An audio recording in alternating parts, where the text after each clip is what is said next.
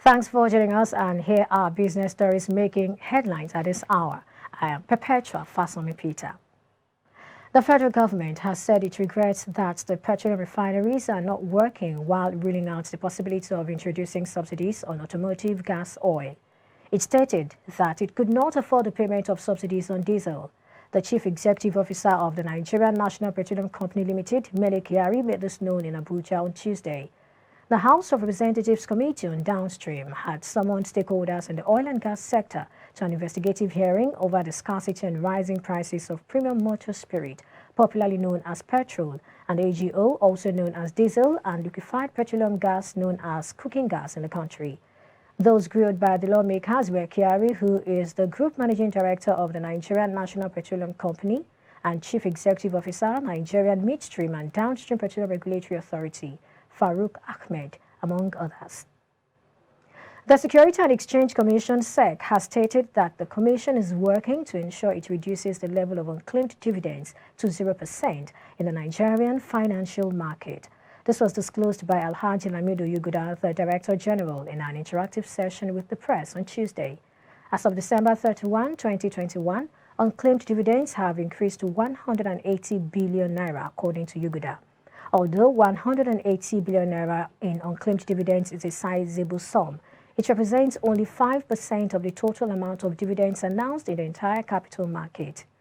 He added that the SEC is collaborating with other industry stakeholders, including the Central Securities Clearing System, CSCS, to solve the issue of unclaimed dividends. He also said that the federal government intervened last year by enacting a Finance Act on Unclaimed Dividends Fund. He noted that SEC would continue working to ensure it gets to the 0% level, saying that there is a need for strong investor education to achieve success. The European Union Ambassador to Nigeria, Samuel Isopi, has stated that the balance of trade between Nigeria and the EU reached 6 billion euros in 2021 in favor of Nigeria.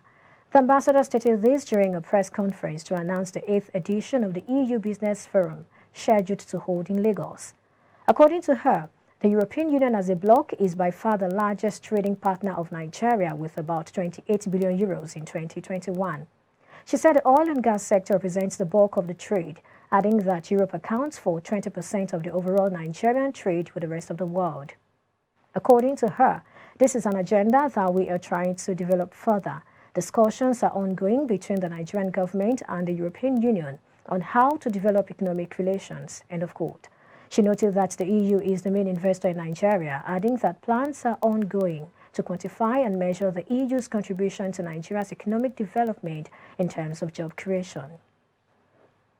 Following growing demand, investors have in 5 months between January to May 31, 2022, traded foreign exchange worth 24.93 trillion naira, as against 21.36 trillion naira traded in the same period of 2021 via the Investors and Exporters I&E window, indicating an increase of 3.57 trillion naira or 16.71%. This is according to the FMDQ Exchange Fixed Income and Currencies Monthly Report made available to newsmen. The Central Bank of Nigeria had in 2017 introduced the I&E window to further deepen the forex market and accommodate all obligations to the country. However, in 2021, the Apex Bank adopted the I&E as the official rate, stating that it would help boost investor confidence, which has been lacking for some time. According to the report, the average turnover trade by investors and exporters in the period under review is 4.99 trillion naira, as against 4.72 trillion naira in the previous year. The turnover of forex trade at its highest and lowest amounts was 7.29 trillion naira and 4.06 trillion naira in April and February 2022, respectively. Meanwhile, the increasing total foreign exchange turnover at the FMDQ impacted the naira, as it depreciated mostly in May 2022.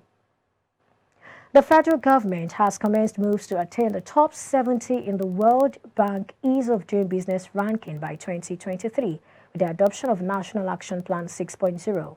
Reacting to this, public affairs analyst Asiwaju Abayomi, who spoke earlier on Business Breakfast, averred that except infrastructure and security challenges are addressed, it would remain impossible for Nigeria to achieve the target. All right. Beyond all of that policies that the government has introduced, I think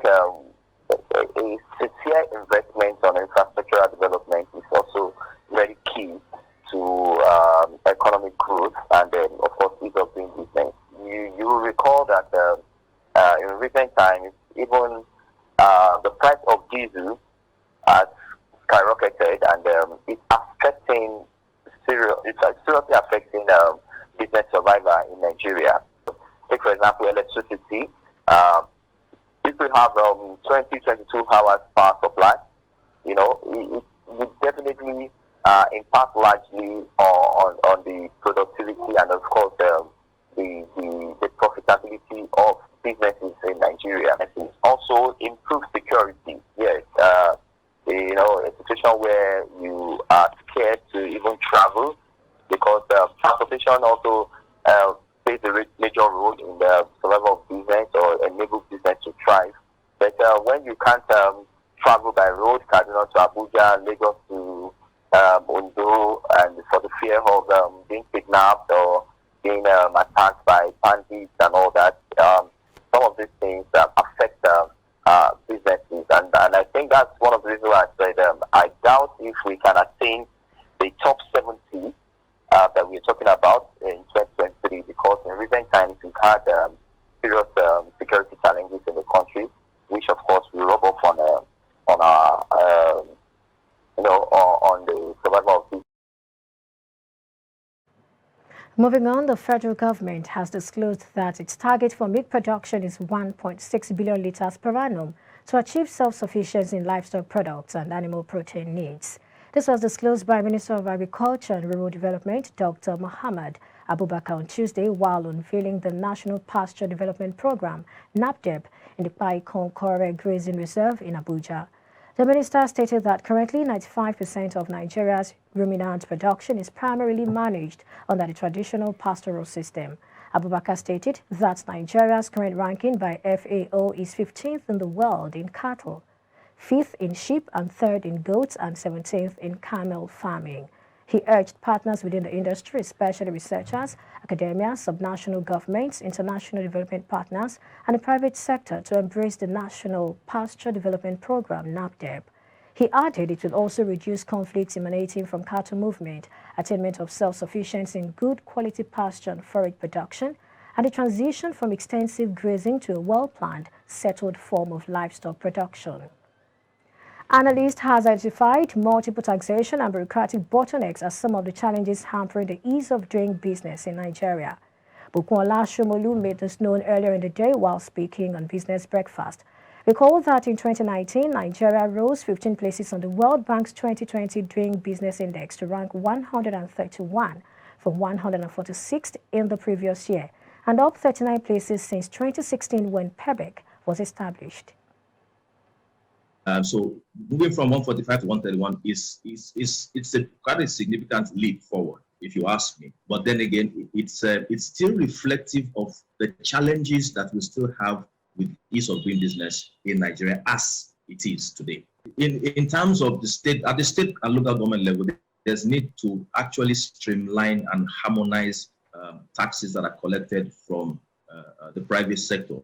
There's so, you know, I was having a conversation with someone. I said, like, I'm going to suggest, you know, is there a way, for instance, for the small and medium scale and micro, small and medium scale enterprises, the hurdle, the barrier to entry into business is tough. So and I think that government needs to have a rethink in that sector because this is where majority of Nigerians are self-employed, or at least employing one or two people, and things are tough. The purchasing power parity for each Nigerian as we stand today is seriously eroded. What you could afford even in January, you may not even be able to afford now as we speak. So there's need to harmonize the taxes collected, and need to harmonize the entry. The barriers to entry have to be removed as much as possible.